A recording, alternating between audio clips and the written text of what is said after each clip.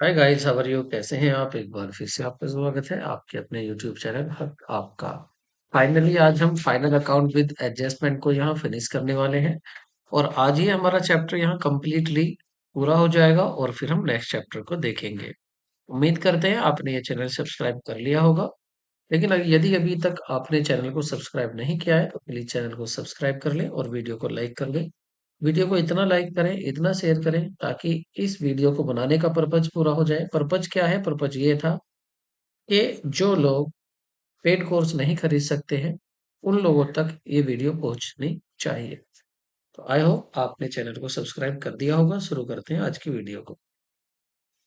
तो आज का फर्स्ट क्वेश्चन है आपका, यदि बिक्री 1,20,000 रुपये है, सकल लाभ लागत का 1/3 है, किराए 98,000 है, अंतिम रहतिया 18,000 है। तो बताइए आरंभिक रहतिया क्या होगा? देखिए यहाँ पर आपको बिक्री भी दिया हुआ है, सेल दिया हुआ है। तो यहाँ पर आप क्या करेंगे? मान लेंगे, माना माना लागत। ठीक है, लागत को मान लेंगे। माना लागत एक्स है। अगर लागत एक्स है तो आपका लाभ कितना होगा? ल- लाभ देख रहे थे, लाभ कितना होगा? लाभ होगा लागत का 1/3, मतलब x/3। अब यहाँ पर बिक्री कितनी होनी चाहिए आपके अनुसार? देखिए बिक्री होनी चाहिए, एक्स का आपने खरीदा, लाभ लिया इस पर x/3, तो टोटल कितने का हो जाएगा आपका? 4x/3। इनको ऐड कर दिया हमने, तो यह आई आपकी बिक्री। लेकिन अकॉर्डिंग टू क्वेश्चन बिक्री दी हुई है 1,20,000। आप तो कह रहे हैं कि बिक्री कितनी है? 4x/3, और यहाँ पर दी हुई है क्वेश्चन में 1,20,000। ठीक है, अगर x की देखें तो x की वैल्यू आ जाएगी यहाँ पर 1,20,000 इंटू 3 और अपॉन 4। डिवाइड कर देते हैं तो ये आ गई आपकी 90,000। ठीक है, तो x आ गया आपका 90,000। x क्या था? x थी आपकी लागत, ये रही, ये लागत थी यहाँ, और लागत थी आपकी 90,000 रुपये। अब अगर हम लागत का फॉर्मूला लगाएं तो कॉस्ट का फॉर्मूला क्या होता है? कॉस्ट का फॉर्मूला होता है ओपनिंग स्टॉक,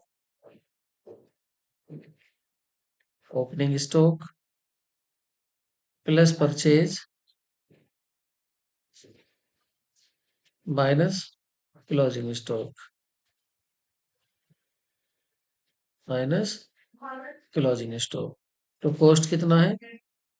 कॉस्ट है आपका 90,000। 90,000 लिख देते हैं यहाँ। ओपनिंग स्टॉक पूछा है हमसे कि बताइए आरंभिक रहतिया कितना है, तो ओपनिंग स्टॉक का नहीं पता, प्लस परचेज यहाँ पर दिया हुआ है 98,000 परचेज है, माइनस क्लोजिंग स्टॉक यहाँ पर दिया हुआ है आपका अंतिम रहते 18,000, तो इसको यहाँ लिख देते हैं 18,000। सोल्व करेंगे इसको। देखिए इधर है आपका 90,000 और इधर यहाँ पर है ओपनिंग स्टॉक, प्लस ये बचेगा आपका 18,000। जब कम होंगे आपके 18 में से 18,000 जब कम हो जाएंगे तो कितना बचेगा आपका? 80,000। ठीक है, 80,000। अब 80,000 ये उधर जाकर माइनस हो जाएगा 90,000 में से, तो क्या बचेगा? 10,000। तो ओपनिंग स्टॉक कितना हुआ आपका? ओपनिंग स्टॉक हो गया 10,000। ऑप्शन क्या सही होगा आपका? ऑप्शन ए करेक्ट होगा। नेक्स्ट क्वेश्चन देखते हैं। नेक्स्ट क्वेश्चन देखते हैं, और नेक्स्ट क्वेश्चन है आपका, यहाँ पर आपको कहा है लागत दी हुई है। क्या दी हुई है? लागत 18,000 और लागत पर लाभ दिया हुआ है 33 सही 1/3। तो लाभ की राशि कितनी होगी? आपको क्या करना है? यहाँ पर लाभ निकालना है। देखिए लाभ की दर दी हुई है, लाभ की दर दी हुई है 33 सही 1/3%। ठीक है, लाभ की दर दी हुई है और लाभ किस पर है? लागत पर। तो देख लेते हैं यहाँ लाभ कितना होगा। लाभ होगा आपका लागत का, लागत कितनी है? 18,000। 18,000 का 33 सही 1/3 प्रतिशत। ठीक है, 1/3 प्रतिशत। तो सोल्व करते हैं इसको। 18,000 ऐसे लिख देंगे इंटू, देखिए यहाँ पर हम इसको, ये है आपकी मिक्स फ्रैक्शन, इसको हम कौन सी फ्रैक्शन बना सकते हैं, प्रॉपर। तो बनाते हैं 33 3 99 इम्प्रॉपर, 33 3 99 100, तो ये आ जाएगा 100/3 प्रतिशत। और अगर ये प्रतिशत का साइन हटाना है तो अपोन में क्या लगाना होता है, 100। तो प्रतिशत हटा देते हैं और अपोन में क्या जाएगा यहाँ पर, 100। देखिए 100 से 100 कट जाएगा, 3 से काटेंगे आप इसको, तो 3 6 18, तो कितना आ जाएगा आपका, 6,000। ठीक है, तो लाभ कितना आ गया, 6,000 रुपए का आपका लाभ आ गया। तो आंसर क्या सही होगा, आंसर आपका सी करेक्ट होगा। नेक्स्ट देखते हैं। नेक्स्ट क्वेश्चन है आपका, a contingent liability. Contingent liability is a liability which does not exist in the present but will occur in the future। जो वर्तमान में तो है नहीं परंतु भविष्य में हो जाएगा, ऐसी लाइबिलिटी।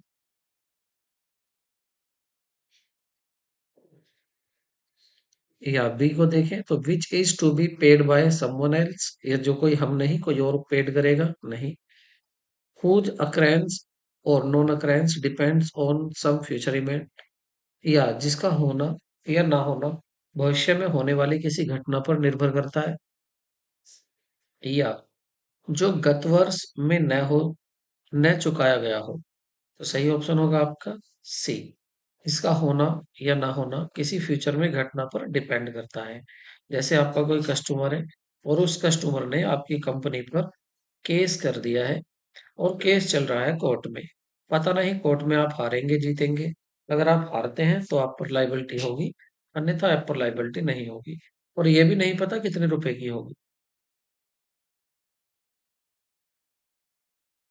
हो सकता है आप केस हार जाएं और आप पर जो पेनल्टी है वो ज्यादा लगा दी जाए, कम लगा दी जाए, कुछ पता नहीं है।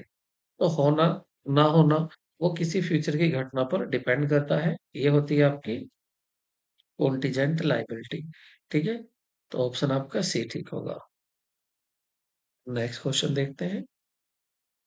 Compensating errors. Compensating errors affect the matching of, ये किसकी मैचिंग को अफेक्ट करती हैं, ट्रायल बैलेंस की, बैलेंस शीट की, प्रॉफिट एंड लॉस अकाउंट की, या इनमें से किसी की नहीं। देखो तलपट को ये प्रभावित नहीं करती है क्योंकि क्षतिपूर्ति ऐसी कंपनसेटिंग ऐसी एरर होती है जो एक एरर दूसरी एरर के प्रभाव को खत्म कर देती है। तो ट्रायल बैलेंस इनका पता नहीं लगा पाता है, तो ट्रायल बैलेंस पर ये कोई असर नहीं डालती है। रही बैलेंस शीट और प्रॉफिट एंड लॉस की, इससे मतलब ही नहीं होता क्योंकि इससे पहले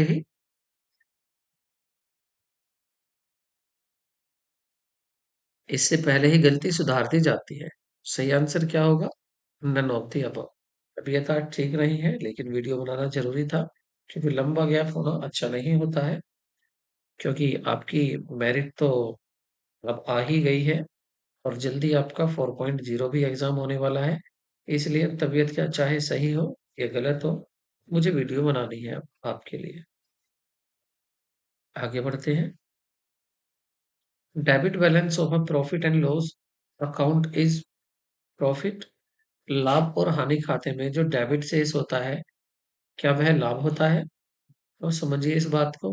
देखिए जब आप प्रॉफिट एंड लॉस अकाउंट बनाते हैं, प्रॉफिट एंड लॉस अकाउंट बनाते हैं, तो जो इसकी डेबिट साइड होती है इसमें टोटल खर्चे लिखे जाते हैं, एक्सपेंसेस, और क्रेडिट साइड में लिखी जाती हैं इनकम्स।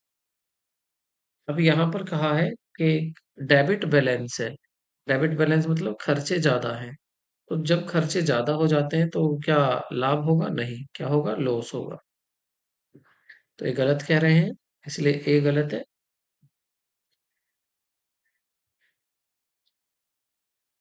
आर देखते हैं, असर्शन तो गलत है। Debit balance in profit and loss account is not less loss because expenses are the more than revenue. कह रहे हैं, लाभ और हानि खाते में डेबिट बैलेंस शुद्ध हानि है क्योंकि व्यय राजस्व से अधिक है। ठीक है, क्या करें कि ये क्या है, यहाँ पर आपकी ये शुद्ध हानि है क्योंकि यहाँ पर व्यय जो है वो रेवेन्यू से अधिक है, तो ये बात सही कह रहे हैं, तो आर सही है, ए गलत है। कौन सा ऑप्शन होगा, देख लेते हैं।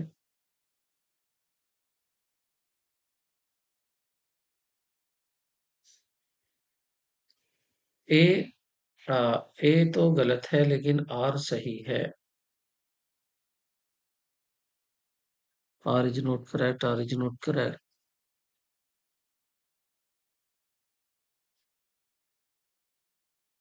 इसको सही करना पड़ेगा। तो इसका करेक्ट ऑप्शन होगा वो ऑप्शन डी होगा, क्योंकि इसमें है आपका कि assertion A is not correct, A correct नहीं है लेकिन आर करेक्ट है, तो ऑप्शन आपका डी होगा। नेक्स्ट क्वेश्चन देखते हैं। तुलनात्मक आर्थिक चिट्ठे में 10,000 रुपए का प्रारंभिक व्यय घटकर 500 रुपए हो गया, तो इसे माना जाएगा। तो आप इसको क्या मानेंगे? आपका जो व्यय था 10,000 रुपए का, वो कम हो गया, कितना हो गया? 500 हो गया। तो सेल ऑफ इनिशियली एक्सपेंडिचर, क्या आपने प्रारंभिक व्यय का विक्रय कर दिया है, या करंट एसेट, चालू एसेट आपने खरीद ली है, या adjustment in profit and loss from operations, या परिचालन से लाभ का में समायोजन हो गया है, या इनमें से कोई नहीं। तो आपने एडजस्टमेंट कर दिया है profit and loss appropriation operation से। ठीक है, तो ऑप्शन आपका सी सही होगा। नेक्स्ट क्वेश्चन देखते हैं। विनियोग विनियोगों की वसूली के पश्चात सिंकिंग फंड खाते का शेष हस्तांतरित कहाँ किया जाता है? तो जो सिंकिंग फंड इन्वेस्टमेंट अकाउंट में शेष बचता है, उसको कहाँ ट्रांसफर करते हैं? तो उसको ट्रांसफर करते हैं सिंकिंग फंड अकाउंट में। नेक्स्ट क्वेश्चन देखते हैं। नेक्स्ट में यहाँ पर आपको इनका क्रम बताना है कि आप किस तरह से इनको किस क्रम में दिखाएंगे बैलेंस शीट में। तो सबसे पहले आप दिखाएंगे यहाँ पर गुडविल को। सबसे पहले किसको दिखाएंगे आप? गुडविल को दिखाएंगे नंबर वन, क्योंकि परमानेंस बेसिस पर दिखाई जाती हैं ये चीजें बैलेंस शीट में, कि सबसे ज्यादा दिन तक कौन सी चीजें रहनी है, उसके बाद कौन सी रहनी है, उसके बाद कौन सी रहनी है। तो नंबर वन पर आपका गुडविल आ जाएगा, क्योंकि सबसे ज्यादा दिन तक गुडविल ही रहनी है परमानेंस बेसिस पर देखें। उसके बाद डेटर सबसे लास्ट में जाना है, और आप देखेंगे ऐसा ऑप्शन केवल सी ही आ रहा है, जिसमें आपका गुडविल सबसे ऊपर होनी है और आपका डेटर सबसे नीचे होना है। उसके बाद आपका फोर्थ प्रिलिमिनरी एक्सपेंसेस होने हैं, और देन आपका इन्वेस्टमेंट। ऑप्शन आपका सी करेक्ट होगा। नेक्स्ट क्वेश्चन देखते हैं। मेरे balance sheet show a carrying value of the business on the particular date. एक विशेष तिथि को, बैलेंस शीट जो है एक विशेष तिथि को बिजनेस की पोजीशन दिखाती है, बात बिल्कुल सही है।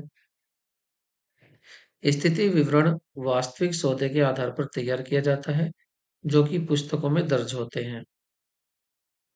कह रहे हैं इसमें कि balance sheet is prepared on the basis of the actual transaction which are recorded in the book of account. तो ये भी बातें सही है। एक विशेष तिथि को भी व्यवसाय की आपकी रोकड़ीय मूल्य दर्शाता है, ये भी बात सही है और ये भी बात सही है। तो दोनों ही यहाँ पर करेक्ट होंगे। Both A and R correct, और आर करेक्ट एक्सप्लेनेशन कर रहा है। नेक्स्ट क्वेश्चन देखते हैं। नेक्स्ट क्वेश्चन है आपका क्लोजिंग स्टॉक। नेक्स्ट है आपका closing stock is always given outside of the trial balance. क्या ये ट्रायल बैलेंस की हमेशा आउटसाइड में ही होता है? कह रहे क्लोजिंग स्टॉक में be in the trial balance if an adjustment entry for the closing stock is already passed. कह रहे कि क्लोजिंग स्टॉक में भी इन द ट्रायल बैलेंस के अंदर भी हो सकता है, यदि इसकी एडजस्टमेंट एंट्री पहले से ही पास कर दी गई है। तो ये बात सही है। एडजस्टमेंट एंट्री अगर पहले से ही कर दी है तो ये अंदर भी दिखाया जा सकता है, और क्लोजिंग स्टॉक ऑलवेज जो दिया होता है ये बाहर दिया होता है। लेकिन ये क्या अपनी ही बात को काट रहे हैं, देखिए ये कह रहा है कि अंदर भी हो सकता है बाहर भी, और ये कह रहा है कि बाहर दिखाया जाता है, तो इसलिए ए गलत है, आर सही है। A wrong but R correct. Option आपका डी सही होगा। नेक्स्ट क्वेश्चन देखते हैं। और नेक्स्ट क्वेश्चन है आपका, इसी in the case of loan becoming a bad debt the amount should be credit to. किसी ऋण के डूबत होने की जाने की दशा में राशि क्रेडिट की जानी चाहिए। प्रॉफिट एंड लॉस अकाउंट में, बैड डेब्ट अकाउंट में, डेटर्स अकाउंट में, सेल्स अकाउंट में। तो डेबिट की जानी चाहिए आपकी किसमें? बैड डेब्ट अकाउंट में। जब कोई आपका डेटर्स, जिससे जिससे आपको पैसे लेने हैं, अगर वो कोई बैड डेब्ट हो जाता है तो आप तुरंत क्या करते हैं? बैड डेब्ट अकाउंट को करते हैं डेबिट, और टू कम कर देते हैं आपका डेटर्स। तो ऑप्शन क्या सही होगा आपका? बी सही होगा। नेक्स्ट क्वेश्चन देखते हैं। नेक्स्ट क्वेश्चन में आपको बताना है, इसमें पूछा है which of the following sets of expenses are the direct expenses of the business. आपको बताना है, ये कुछ सेट दिए हुए हैं, इनमें आपको देखना है कि डायरेक्ट एक्सपेंसेस किस में आ रहे हैं। सैलरी डायरेक्ट नहीं होता, इनडायरेक्ट होता है। Stationery, postage and telephone, wages, carriage, inward, local taxes, advertising indirect में आ जाएगा। देखिए वेजेस आती है आपकी डायरेक्ट में, कैरेज इनवर्ड ये भी आता है डायरेक्ट में, लोकल टैक्सेस ये भी आता है इनडायरेक्ट में। यहाँ पर स्टेशनरी ये ऑफिस से संबंधित हो जाता है, पोस्टेज, टेलीफोन, और ये डायरेक्ट ना होकर इनडायरेक्ट हो जाता है। ऑप्शन आपका यहाँ पर सी सही होगा। वेजेस, कैरेज इनवर्ड और लोकल टैक्सेस ये क्या है आपके? Indirect tax, sorry direct tax में ये आते हैं। तो ऑप्शन आपका सी सही होगा। और नेक्स्ट क्वेश्चन है, propose dividend is so in the balance sheet of a company under the head। कह रहे हैं जो प्रपोज डिविडेंड है, ठीक है, प्रपोज डिविडेंड कहाँ शो किया जाता है? प्रोविजन में, करंट लाइबिलिटी में, रिजर्व सरप्लस में, लॉन्ग टर्म लाइबिलिटी में। तो ऑप्शन आपका सी सही होगा। रिजर्व सरप्लस में ये दिखाया जाता है प्रपोज डिविडेंड। नेक्स्ट क्वेश्चन देखते हैं। क्वेश्चन दोबारा ये रिपीट है, देखिए, यदि विक्रय की लागत यदि विक्रय की लागत दी हुई है 1,20,000 और विक्रय पर सकल हानि 25% है, तो बताइए विक्रय की राशि कितनी होगी? ठीक है, अब यहाँ पर अब देखिए विक्रय की लागत दी हुई है, ठीक है, विक्रय की क्या लागत, क्या दी हुई है? लागत दी हुई है, और हानि जो है वो है आपकी विक्रय पर। तो मान लेते हैं विक्रय क्या होगा, माना विक्रय मतलब सेल, माना विक्रय ₹X है, तो हानि कितनी होगी? हानि होगी X का 25%। तो यह आ जाएगा आपका 25x/100। ठीक है, ये होगी हानि। तो आप ये देखिए आपने कितने का खरीदा होगा। जब आपने कोई चीज एक्स की बेची है और उसमें आपने ये हानि भी ली है, तो खरीदी कितने की होगी? ज्यादा की।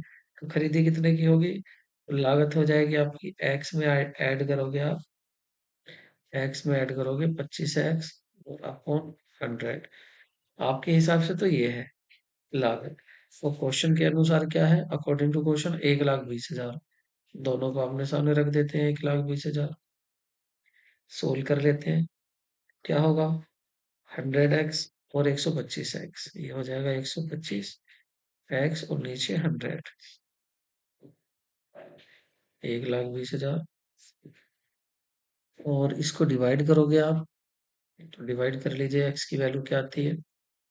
1,20,000 इंटू 100 और अपॉन 125। 25 से डिवाइड करते हैं, 25 पंजे 125, 25 चौका 100।